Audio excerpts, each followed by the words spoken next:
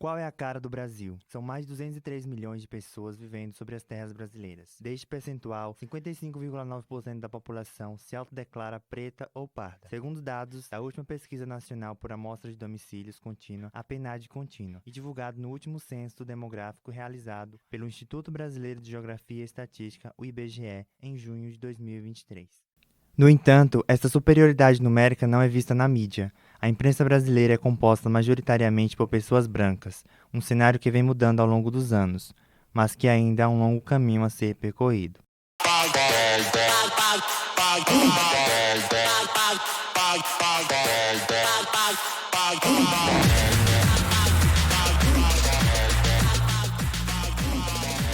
Diante dessa falta de representatividade que percorre séculos na sociedade brasileira, a comunicação se tornou uma forte aliada da população negra. Por meio da escrita surgiram os primeiros jornais impressos, que comunicavam à população sobre os acontecimentos de um povo, de uma região, enfim, tinham o objetivo de informar e posteriormente reivindicar direitos. O primeiro jornal do Brasil data de setembro de 1808, a Gazeta do Rio de Janeiro, que trazia notícias relacionadas à corte portuguesa que acabara de chegar ao Rio de Janeiro. O primeiro periódico voltado ao público negro nasceu 25 anos depois. O primeiro jornal negro foi intitulado Homem de Cor. Lançado em 14 de setembro de 1833, no Rio de Janeiro, o periódico, criado por Francisco de Paula Brito, tinha como objetivo lutar contra a escravidão e a discriminação racial da época. Foi publicado pela Tipografia Fluminense de Brito e Cia, que ficava localizada no Largo do Rocio, atual Praça Tiradentes, onde na época era repleta de negros.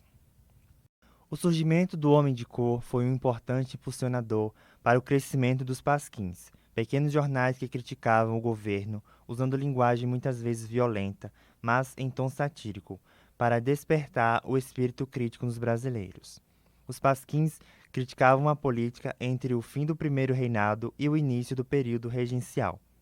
A partir de sua terceira publicação, O Homem de Cor passou a se chamar O Mulato, mas logo em seguida sua publicação foi suspensa. A quinta e última edição fora lançada em 4 de novembro de 1833. Como a maioria da população negra era analfabeta, O Homem de Cor não teve longevidade.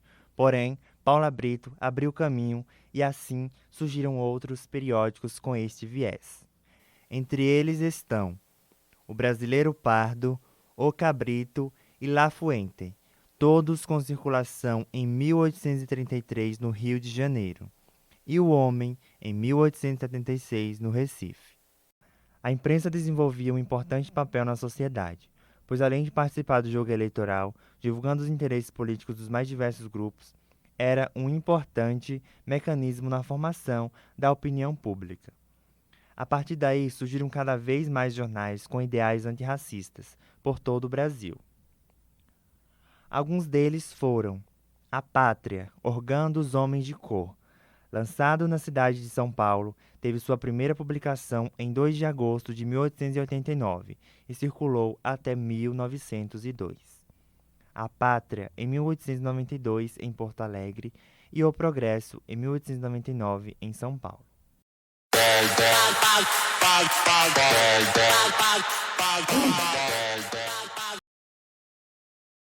Luiz Gonzaga Pinto da Gama, ou simplesmente Luiz Gama, como é conhecido, era filho de uma mulher negra que lutava contra os ideais republicanos e organizava lutas de resistência para libertar negros escravizados em Salvador. Nascido na capital baiana, no ano de 1830, Gama perdeu a mãe com apenas 7 anos de idade. Ela, Luísa Marim, precisou fugir, pois devido à sua luta anti-escravidão queriam pegá-la, e assim o pequeno Luiz ficou com seu pai, que era branco, e o vendeu como escravo por possuir dívidas de jogo. Os baianos tinham fama de rebelde e não interessavam aos senhores do engenho baiano. Então, Luiz foi levado para o Rio de Janeiro, em seguida para o interior de São Paulo, e aos 10 anos chegou à capital paulista. Gama viveu sua adolescência como escravo. Aos 17 anos, foi alfabetizado por um estudante de direito, que conheceu na fazenda em que trabalhava. Sabendo ler e escrever, aos 18 anos provou que tinha direito à liberdade. Livre, se tornou um autodidata. Aos 26 anos, se tornou escrivão de polícia e, em seguida, jornalista, divulgando e lutando contra as injustiças sociais e raciais da época. Fundou o jornal O Diabo Coxo, com circulação entre os anos de 1864 e 1865. Gama usou a palavra para lutar contra as injustiças contra a população negra e ajudou a libertar inúmeros negros. Ao longo de sua vida, alfabetizou 214 pessoas. Sua história virou filme. Dr. Gama pode ser assistido no Globoplay.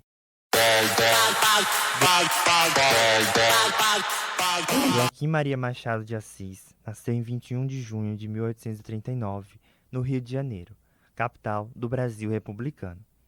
Em meio ao caos sanitário, o menino, filho de pai pardo e mãe portuguesa, que morreu de tuberculose quando ele tinha apenas 9 anos, teve uma educação deficiente, mas se tornou um jovem obstinado pelas letras. Sua paixão pelas letras o tornou um dos maiores escritores deste país.